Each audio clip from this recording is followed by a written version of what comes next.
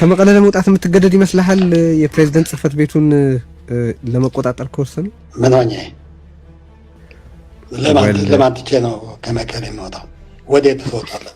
ይህ ሌተናንት ጀነራል ታደሰ ወረደ ከጥቂት ሳምንታት በፊት ሪዮት በተባለው የዩቲዩብ ሚዲያ ቀርበው በሰጡት ቃለ ምልልስ የተናገሩት ነበር። ጀነራሉ ህወሓት መፈንቅለ መንግስት ቢፈጽምም ከመቀለ ግን ንቅንቅ አለልም ነበር ያሉት። ለመሆኑ በፌዴራል መንግስት የተሾሙት ጀነራሉ አሁን የት ናቸው?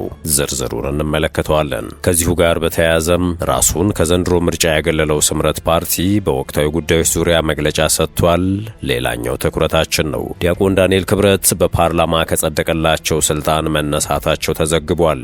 መረጃው ምን ያክል እውነት ነው እንመለከተዋለን። እንደዚሁም የዘንድሮ ምርጫ ይካሄድም በሚል ዛቻ የተላለፈበት የአማራ ክልል ተዘጋጅተናል ሲል ይፋ አድርጓል። ከዚህ ውጪ የኦሮሚያ ልዩ ጥቅምን በተመለከተ ግልጽ ውይይት መጀመሩ ተሰምቷል። ሌሎችም ጉዳዮች ተካተዋል። ጤና ይስጥልን። ዕለታዊ መረጃ ጥንቅራችን ተጀምሯል። በመግቢያችን ላይ የሰማችሁትን አበይት ነጥቦችን እንደሚከተለው በዝርዝር እናስደምጣችሁ እስከ መጨረሻው አብራችሁን ቆዩ።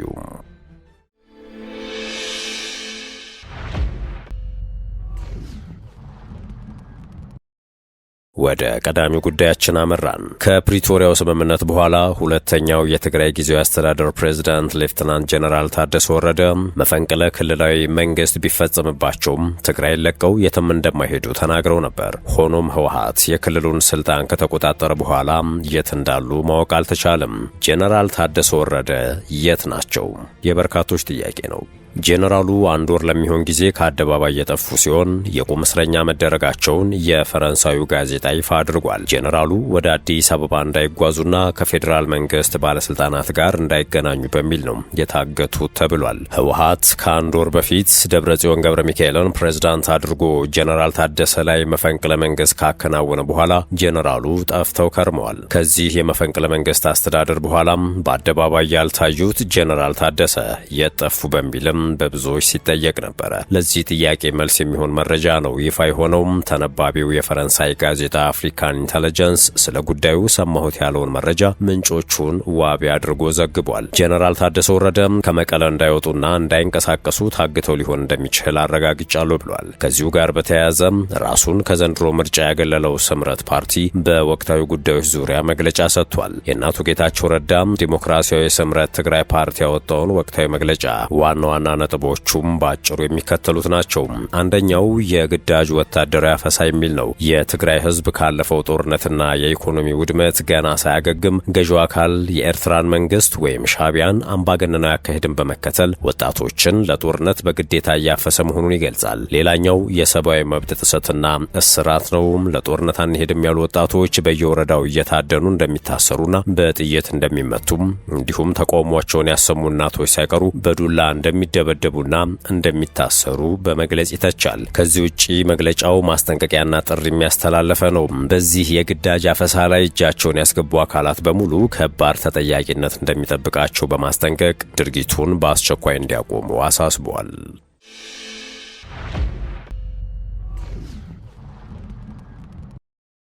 ወደ ሌላኛው ጉዳያችን እናምራ። ብዙዎችን ያስደነገጠው የታላቁ መሐንዲስ ሞት። በተለያዩ ከፍተኛ የመንግስት የኃላፊነት ቦታዎች ያገለገሉት አንጋፋው መሐንዲስ አቶ ካሳ ገብሬ ወይም ጋሽ ካሳ በተወለዱ በ92 ዓመታቸው ከዚህ ዓለም በሞት መለየታቸውን ቤተሰቦቻቸው ገልጸዋል። አቶ ካሳ ገብሬ በ1926 ዓመተ ምህረት በደብረ ታቦር ተወልደው በሀገር ውስጥና በውጭ በምህንድስና ሙያ ከፍተኛ ትምህርታቸውን ካጠናቀቁ በኋላ በተለያዩ የሥራ ኃላፊነቶች ላይ ሀገራቸውን አገልግለዋል። ከነዚህም ውስጥ በትምህርት ሚኒስቴር በዋና መሐንዲስነት፣ በከተማ ልማት ሚኒስትርነት፣ በህንፃ ኮንስትራክሽን ሚኒስትርነት እንዲሁም በሌሎች በተለያዩ ከፍተኛ የመንግስት ኃላፊነቶች አገልግለዋል። አቶ ካሳ ገብሬ በምህንድስና በከተማ ልማትና በአመራር ዘርፍ ጉልህ አሻራዎችን አሳርፈዋል። በሶማሊያ ጦርነት ወቅት ሀገርን ከወራሪ ኃይል ለመታደግ 300,000 ህዝባዊ ሰራዊት የሰለጠነበትን የታጠቅ ጦር ሜዳ ግንባታን በማይታመን ፍጥነት አሰርተዋል። በየጦር ግንባሩ ከሰራዊቱ ጋር እንደ ወታደር አብረው በመዝመት የሎጂስቲክስ ስራዎችን በማስተባበር ለመፍጠር ከፍተኛ ሚና ተጫውተዋል። አየር ማረፊያዎችን፣ የወታደር ማሰልጠኛ ካምፖችን፣ ፋብሪካዎችንና ሌሎች ትልልቅ ተቋማትን በማስገንባት መርተዋል። የጣና በለስ ግድብ፣ የቀይ መስቀል ህንፃ፣ ዋቢ ሸበሌ ሆቴል፣ ፍልውሃ ህንፃዎች፣ አክሱም ጽዮን ቤተ ክርስቲያን፣ የኢትዮጵያ ህፃናት አምባ፣ የጀግኖች አምባና በርካታ የከተማ ፕላኖችና ድልድዮች ከስራዎቻቸው መካከል ናቸው። በእነዚህ ጉል አስተዋጽኦአቸው ለዘመናዊቷ ኢትዮጵያ ግንባታ መሰረት ጣዮች መካከል አንዱ ነበሩ። አቶ ካሳ ገብሬ ወይንም ጋሽ ካሳ ከባለቤታቸው ከወይዘሮ ከፋይ ወሌ ጋር ለ52 ዓመታት የዘለቀ የትዳር ህይወት የነበራቸው ሲሆን በዚህም 2 ወንዶችና 2 ሴቶችን በጠቅላላው 4 ልጆችን አፍርተዋል። በተወለዱ በ92 ዓመታቸው ከዚህ ዓለም በሞት የተለዩት አቶ ካሳ ገብሬ የቀብር ስነ ስርዓታቸው በአሜሪካን ሀገር ዋሽንግተን ዲሲ በሚገኘው በደብረ ኃይል ቅዱስ ገብርኤል ካቴድራል ሰኞ ግንቦት 24 2018 ዓ.ም ይፈጸማል ተብሏል። በአዲስ አበባም የመታሰቢያ መርሃ ግብር በቀጣይ ቀናት እንደሚደረግላቸው ተገልጿል። የዘንድሮ ምርጫ አይካሄድም በሚል ዛቻ የተላለፈበት የአማራ ክልል ተዘጋጅተናል ሲል ይፋ አድርጓል። የክልሉ ጸጥታ ቢሮ ኃላፊ እሸቱ የሱፍ ምርጫው በሰላም እንዲጠናቀቅም በቂና አስተማማኝ የጸጥታ ዝግጅት ተደርጓል ሲሉ አስታውቀዋል። 7ኛው ጠቅላላ ምርጫ በሰላም እንዲከናወን የቅድመ ዝግጅት ስራዎች ሲከናወኑ መቆየታቸውን ከአሚኮ ጋር ቆይታ ያደረጉት የአማራ ክልል ሰላምና ጸጥታ ቢሮ ኃላፊ እሸቱ የሱፍ ገልጸዋል። ምርጫው በሰላማዊ መንገድ እንዲካሄድ ለማስቻል በምርጫ ክልልና በምርጫ ጣቢያዎች የሰው ኃይል ስምሪት መደረጉንም ጠቁመዋል። በተለይም በምርጫው ዕለት የሰላምና የጸጥታ ችግሮች እንዳይፈጠሩ የክልሉ የጸጥታ ኃይል ከፌዴራል የጸጥታ መዋቅር ጋር በመቀናጀት ወደ ስራ መግባቱን እሸቱ የሱፍ አረጋግጠዋል። አሁን ላይ በክልሉ ባሉ ሁሉም የምርጫ ክልሎችና ጣቢያዎች መራጩ ድምጹን መስጠት የሚችልበት አስተማማኝ ሰላም መኖሩንና በቂ የጸጥታ ዝግጅት መደረጉንም ነው ኃላፊው አብራሩት። የጸጥታ ኃይሉ በተጠንቀቅ የቆመው ለሀገር ሉዓላዊነትና ህዝቡ ይመራኛል ብሎ ያመነበትን መንግስት በሰላምና በነጻነት እንዲመርጥ ነው ብለዋል። የክልሉ መንግስት ምርጫን ለማደናቀፍ የሚንቀሳቀስ ኃይልን አይታገስም ያሉት ኃላፊው እንዲህ አይነት ክስተቶችን የጸጥታ ኃይሉ በአግባቡ የመምራትና እርምጃ የመውሰድ ኃላፊነቱን ይወጣል ሲሉም አረጋግጠዋል። ጥንቅራችን እንደቀጠለ ነው።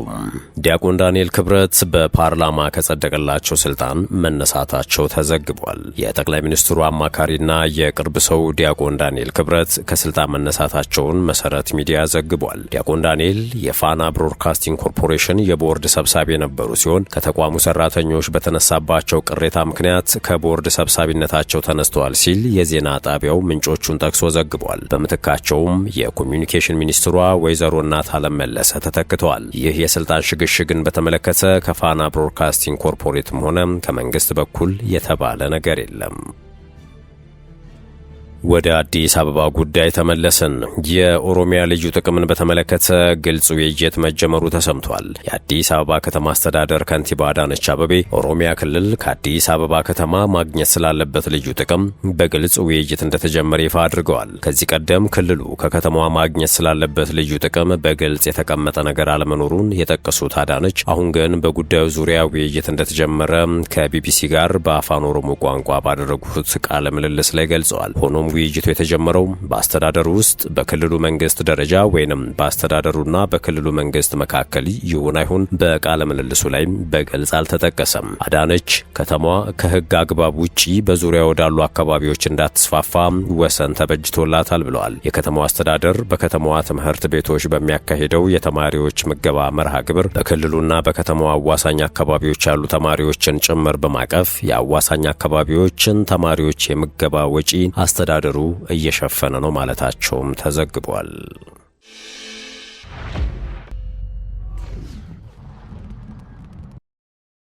በመጨረሻም በአሜሪካና ኢራን መካከል አስፈሪ የተኩስ ልውውጥ መጀመሩ ተሰምቷል። የአሜሪካ ጦር በባንደር አባስ አቅራቢያ በፈጸመው ጥቃት ምክንያት የአሜሪካ የጦር ሰፈርን መምታቱን የኢራን አብዮታዊ ዘብ አስታውቋል። የኢራን እስላማዊ አብዮታዊ ዘብ በደቡባዊ ኢራን በምትገኘው ባንደር አባስ የወደብ ከተማ አቅራቢያ አሜሪካ ለፈጸመችው ጥቃት ምላሽ ለመስጠት የአሜሪካ የጦር ሰፈርን ኢላማ ማድረጉን ይፋ አድርጓል። ይህ በፋርስ ባህረ ሰላጤ አካባቢ የተቀሰቀሰው ግጭት በቀጠናው ሰፊ ያለመረጋጋት ሊፈጥር ይችላል የሚል ስጋት ፈጥሯል። የሮይተርስ ዘገባ እንደሚያመላክተው አብዮታዊ ዘቡ የአሜሪካን ጥቃት ከንጋት በፊት የተፈጸመ ትንኮሳ ሲል የገለጸው ሲሆን ጥቃቱም በባንደር አባስ አየር ማረፊያና የወደብ ተቋማት ዳርቻ በሚገኙ አካባቢዎች ላይ ያነጣጠረ እንደነበር ገልጿል። በኢራን ተስኒም የወጣው አብዮታዊ ዘቡ መግለጫ እንደጠቆመው የአጸፋ ጥቃቱም በአካባቢው ሰዓት አቆጣጠር ከሌሊቱ 10 ሰዓት ከ50 ላይ የተፈጸመ ሲሆን ማንኛውም ተጨማሪ የአሜሪካ ትንኮሳ ካለ የበለጠ ወሳኝ ምላሽ እንደሚሰጥ አስጠንቅቋል። ይሁን እንጂ መግለጫው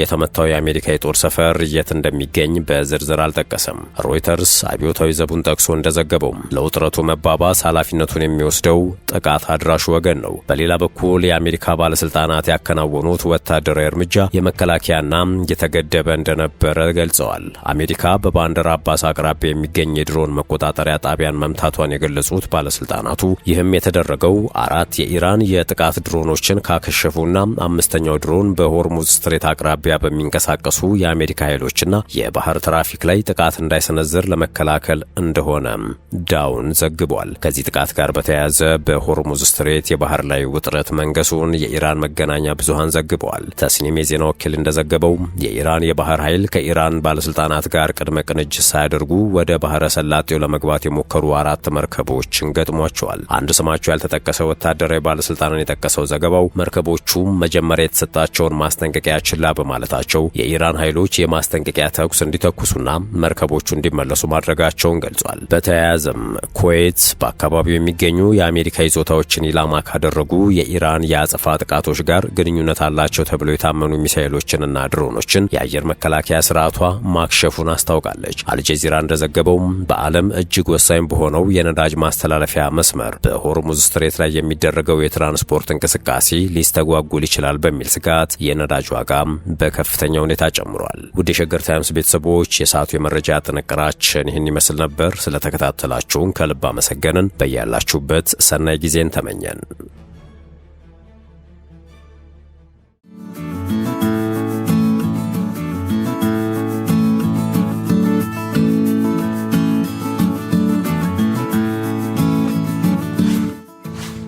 ሸገር ታይምስ ሚዲያን ሰብስክራይብ በማድረግና ደወሉን በመጫን ይከተሉን።